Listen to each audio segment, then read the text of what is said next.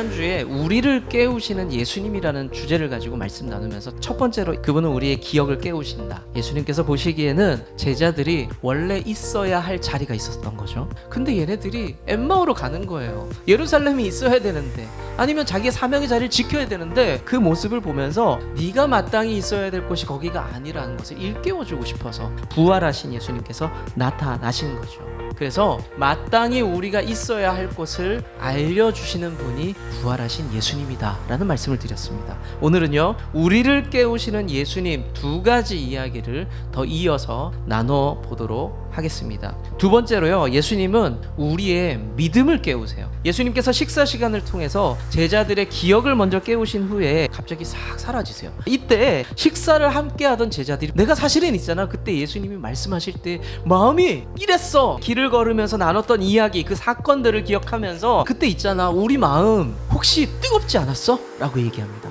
뜨거웠다라는 표현을 헬라어로 직역을 구제하자면 불타는 듯이라는 뜻을 가지고 있어요. 그때 우리 마음이 불타는 것 같지 않았어? 라고 제자들이 말을 하고 있습니다. 사랑하는 우리 좋은나무교회 성도 여러분, 부활하신 예수님을 만나야 우리 식어버린 신앙의 열정, 그 마음들이 다시 불탈 수 있다는 것을 여러분들 기억하시기를 바랍니다. 그것을 믿고 여러분들이 그것을 체험할 수 있기를 축복합니다. 두 번째, 예수님은 우리의 갈 길을 알게 하세요. 우리가 어디로 가야 될지 갈 길을 깨워주십니다. 부활하신 예수님을 만난 이후에 엠마오에 있던 제자들이 다시 예루살렘으로 갑니다. 예수님의 흔적이 가득했던 곳, 그리고 지금도 많은 동료들이 있는 예루살렘으로 향합니다. 우리 모두가 예수님을 향한 믿음이 있는 사람입니다. 그러면 저와 여러분들은요, 우리가 무엇을 위해 살아야 될지, 무엇을 향해서 달려나가야 될지를 수많은 설교, 성경 공부, 믿음의 동료들과의 대화를 통해서 알아요. 뭐가 옳은지 그른지를 우리가 너무나 잘 알고 있습니다. 그런데 우리가 들은 대로 배운 대로 살지를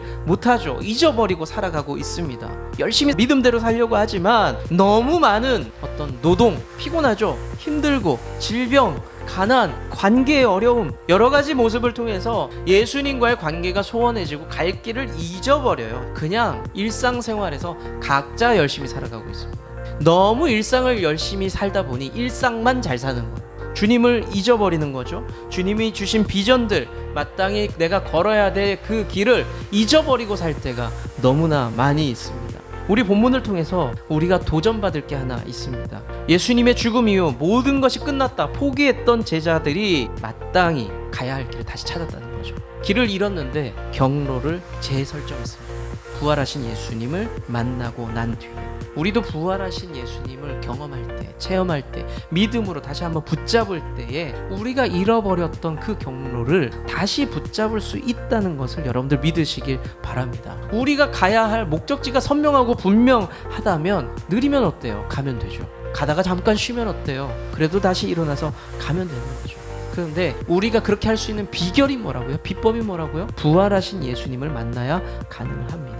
말씀을 조금 정리하면서 제가 두 가지만 좀 일러드리고 싶어요. 첫 번째는요, 여러분들 일상의 태도를 선명하게 해야 됩니다. 주일 예배를 드리면서, 여러분들 목장 모임을 가지면서, 특별한 기도회 모임을 가지면서 그때의 모습뿐만 아니라 우리의 일상의 삶에서 우리는 예수님을 향한 기대와 기쁨을 가지고 있어야 돼요. 부활하신 예수님을 붙잡는 것은 물론이고 다시 오실 예수님을 붙잡으면서 무엇을 갖고 있어라? 기쁨을 갖고 있어라. 기대를 가져야 된다라는 겁니다.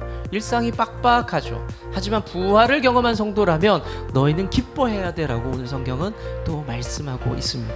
두 번째는요, 일상의 사명을 꼭 붙잡으셔야 돼요. 우리가 하나님의 부르심과 사명을 생각하면 스케일이요, 이상하게 너무 커지고 추상적으로 변해요. 도저히 내가 할 수 없는 일들을 붙잡으면서 주께서는 하실 수 있어 하면서 그것을 붙잡습니다. 선교하면 무슨 생각 듭니까? 열방, 그리고 다른 나라, 세계, 주를 위한 헌신 하면 무슨 생각 들어요? 세상이 뒤집어질 만한 헌신, 뭐 이런 것들만 우리가 쉽게 떠올립니다. 하지만 우리가 기억해야 될 것이 있습니다. 우리에게 주어진 사명은요, 대부분 일상의 사명입니다. 내 이웃을 사랑하는 것, 그리고 내 이웃을 섬기고 내게 주신 가족들을 잘 돌보며 잘 섬기며 성도로 세워나가는 것, 사실 어려워요. 얼마나 힘듭니까? 주님께서는요, 그런 일상의 헌신과 사명을 기대한다는 것을 여러분 놓치지 않으셨으면 좋겠습니다.